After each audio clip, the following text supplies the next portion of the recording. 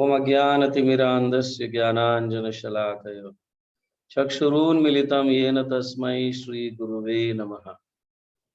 जय श्री कृष्ण चैतन्य प्रभु नित्यानंद श्री अद्वैत गदाधर श्रीवासादि गौर भक्त वृंद।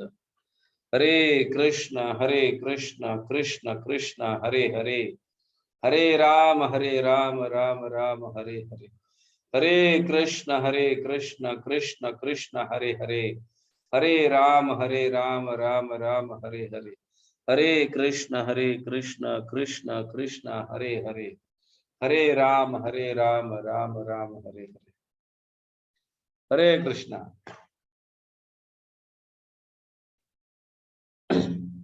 आज हम जगन्नाथपुरी में जो समुद्र है उसके महिमा के विषय में सुनेंगे। ये भी एक महातीर्थ कहा गया है, जो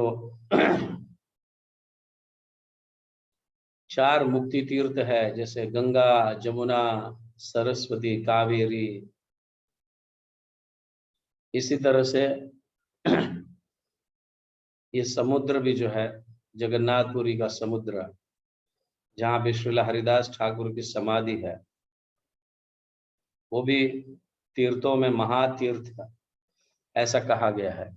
ये चैतन्य महाप्रभु स्वयं इसे घोषित करते। तो हमारे लिए बहुत इम्पोर्टेंट तीर्थ है, खास करके गौड़ीय वैष्णवों के लिए, इस्कॉन के भक्तों के लिए।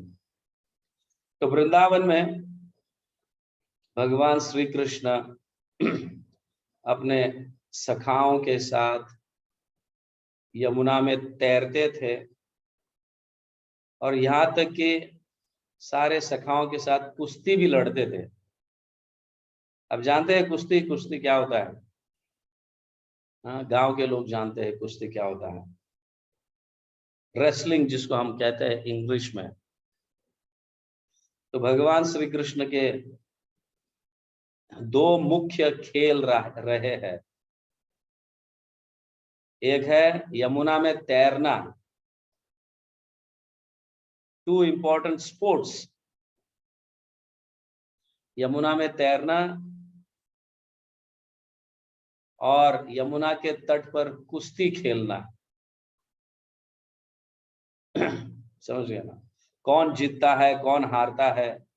इस तरह से भगवान भी खेलते थे। भगवान के साथ साथ गोपाल सखा भी जो है उनके साथ कुश्ती लड़ते थे।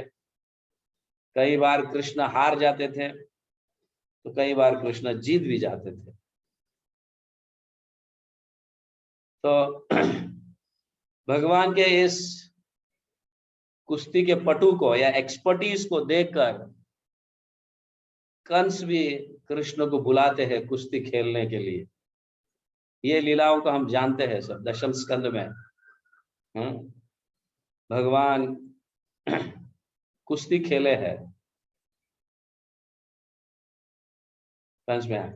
ये अलग बात है कि भगवान ने कंस को हरा दिए और सारे वहां पे जो कुश्ती खेलने के लिए आए थे या उनके साथ कुश्ती खेल रहे थे उनको हरा दिए। तो इसी के पद चिन्हों पर चैतन्य महाप्रभु भी अपने बाल्य लीलाओं में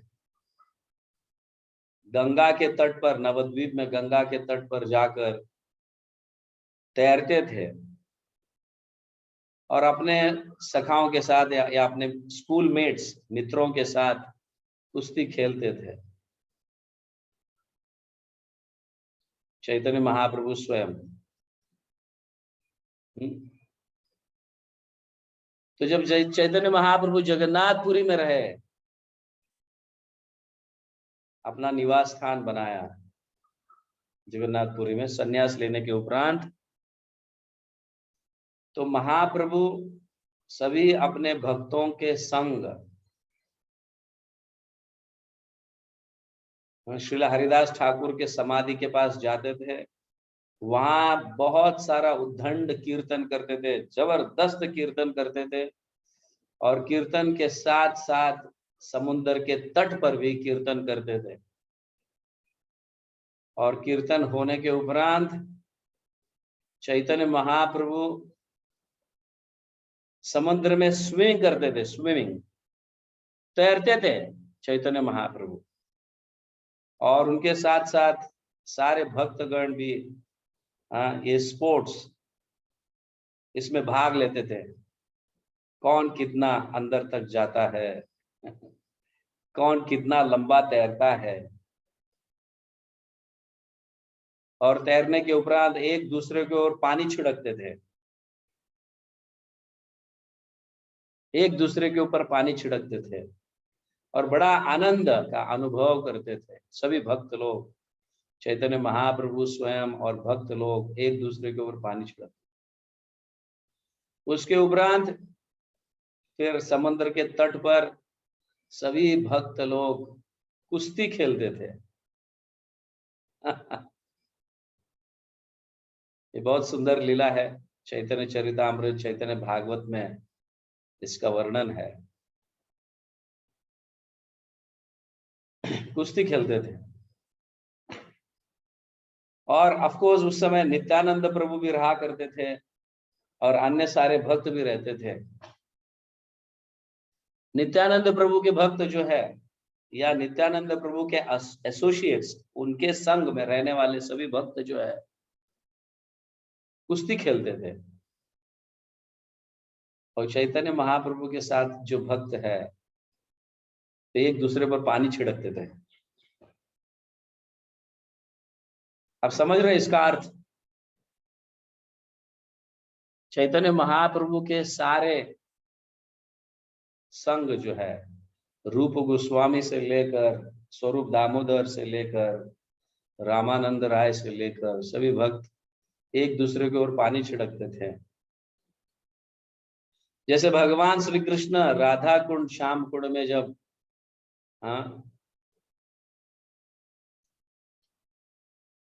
जल क्रीड़ा करते थे तो एक दूसरे के ओर पानी छिड़कते थे, और वही कृष्ण गोप सखाओं के साथ जो है रेसलिंग करते थे, कुश्ती खेलते थे। तो नित्यानंद प्रभु के सारे संगी जो है, उनके संग जो रहने वाले हैं वो सब गोप सखाए हैं, और चैतन्य महाप्रभु के साथ रहने वाले भक्तगण जो है वो सारे गोपियां हैं। तो गोपियां पानी छिड़कते थे कृष्ण के साथ, चैतन्य महाप्रभु के साथ, और यहाँ पे कुश्ती खेलते थे नित्यानंद प्रभु के सभी भक्तगण। चैतन्य महाप्रभु जब चले जाते थे सबको बोल के जाते थे, आपका सब खत्म हो जाने के बाद काशी मिश्रा के घर पहुंचो गंभीरा, वहां पे सभी के लिए प्रसाद होगा। जगन्नाथपुरी से, मतलब जगन्नाथ मंदिर से चैतन्य महाप्रभु सभी के लिए प्रसाद लेके आते थे वहां, और सभी को प्रसाद वितरण करते थे। और ऐसे हम समझ सकते हैं कि चैतन्य महाप्रभु के साथ जो जल क्रीड़ा में पानी छिड़कते थे, पानी उछालते थे एक दूसरे पर, तो ये गोपियों का भाव है। नित्यानंद प्रभु के सखागण जो है रेसलिंग करते थे, तो ये साख्य भाव है। और गंभीरा में जब सभी के लिए प्रसाद वितरण होता था, ये वात्सल्य का भाव है। और प्रसाद के उपरांत चैतन्य महाप्रभु के चरणों का मसाज या एक दूसरे के भक्तों के चरणों का मसाज जो करते थे, दास्य भाव है। इस तरह से इस भाव में जगन्नाथपुरी में चैतन्य महाप्रभु रहा करते थे। तो आज का विशेष चर्चा जो है, इस समुद्र के तट पर जो दो मुख्य क्रीड़ाएं हैं, जल क्रीड़ा और कुश्ती का क्रीड़ा जो है, खेल, ये बहुत मुख्य खेल है। इसलिए हमारे गौड़िया वैष्णव भी इसको ज्यादा प्राधान्य देते हैं। They know how to swim. और यहाँ पे कुश्ती भी खेला जाता है, भक्त लोग कभी कभी कुश्ती भी खेलते हैं कुछ भक्त लोग। तो यहाँ पे चैतन्य महाप्रभु कहते हैं समुद्र यही महातीर्थ हईल। हरिदास ठाकुर क्या तिरोभाव के उपरांत जब हरिदास ठाकुर शरीर छोड़ते हैं और चैतन्य महाप्रभु स्वयं उनके शरीर को लेकर नृत्य किए इस तट पर, समुद्र के तट पर, और वहां पे उनका समाधि बनाया, उन्हें वहां पे स्नान करवाए। शरीर छोड़ने के बाद चैतन्य महाप्रभु शरीर को लेकर नृत्य किए हरिदास ठाकुर को, और उसके बाद वहां पे स्नान करवाए हरिदास ठाकुर को, और फिर उसी के तट पर वहां पे समित समाधि, बड़ा सुंदर समाधि चैतन्य महाप्रभु स्वयं हरिदास ठाकुर को समाधि दिए। तो उस समय ये समुद्र जो है महातीर्थ हईल, चैतन्य महाप्रभु कहते हैं ये महातीर्थ के समान है। इसलिए हम भक्त जब भी जगन्नाथपुरी में जाते हैं तो इस समुद्र में स्नान करना ही चाहिए। सभी भक्तगण जितने भी जाते, तो यहाँ पे 4 कारण है समुद्र में स्नान करने के, 4 कारण बताए गए हैं जो हमें शुद्ध करते हैं। तो यहाँ कहा गया है ये समुद्र जो है, अनेक तीर्थ नदियां इस समुद्र में आके मिलती है, जैसे गंगा है, यमुना है, सरस्वती है, कावेरी है, गोदावरी है, वो आके यहाँ पे मिलते हैं। इसलिए इन्हें पंच तीर्थ कहा गया है, पंच तीर्थ। तो यहाँ पे सारी नदियां आके मिलती है, और वैसे भी चैतन्य महाप्रभु हरिदास ठाकुर का वहां पे स्नान करवाया, इसलिए वो महातीर्थ बन गया। दूसरा कारण है क्योंकि चैतन्य महाप्रभु ने श्री हरिदास ठाकुर को वहां पे स्नान करवाया, इसलिए वो महातीर्थ है। तीसरा कारण है कि इस समुद्र में ऐसा कहा गया जो स्नान करता है इस समुद्र में उसके सभी पाप नष्ट हो जाते।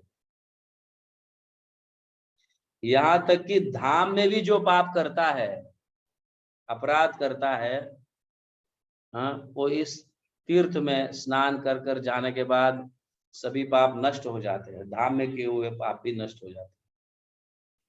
और चौथा ये है इस समुद्र में स्नान करने से वापस इस भौतिक जगत में जन्म नहीं लेता जीवात्मा या कोई भी हो। समझ गए? ये 4 मुख्य कारण है यहाँ पे स्नान करने का। इसलिए हम भक्त जो है तीर्थों मतलब अन्य स्थलियों का दर्शन तो करते हैं, लेकिन जगन्नाथपुरी में मुख्य ये है कि वहां जाने के बाद सारे दर्शन करेंगे, और मतलब जाने अनजाने में कुछ अपराध या पाप भी हुआ है तो वापस लौटते समय अपने गांव या अपने घर लौटते समय यहाँ पे स्नान करके जाना चाहिए। ऐसी महिमा है, तो सभी पाप नष्ट हो जाएंगे, ऐसे यहाँ पे कहा गया है। तो स्नान करने से पहले हमें इस समुद्र के तट पर दंडवत प्रणाम करना चाहिए, दंडवत प्रणाम करना चाहिए। और यहाँ कहा गया है हा गौरांग, हा गौरांग, निताय गौरांग, ऐसे जोर जोर से चिल्लाना चाहिए, ऐसे कहा गया है यहाँ पर, निताय गौरांग। तो सभी पाप नष्ट हो जाते हैं।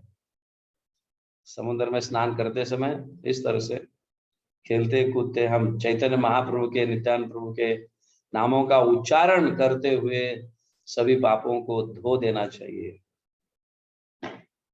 और उनको प्रार्थना करने से वापस इस भौतिक जगत में जीवात्मा या कोई भी व्यक्ति जन्म नहीं लेता है। इस तरह से ये करने की महिमा है यहाँ पर। तो जगन्नाथपुरी में सभी दर्शन हो जाने के बाद जो है लौटते समय ऑफ कोर्स कभी भी कर सकते हो स्नान, लेकिन लौटते समय स्नान कर लेना चाहिए। तो धाम में जो बचा हुआ थोड़ा बहुत पाप हमने जो किए हैं या अपराध किए हैं तो वो भी नष्ट हो जाते हैं। समझ गए?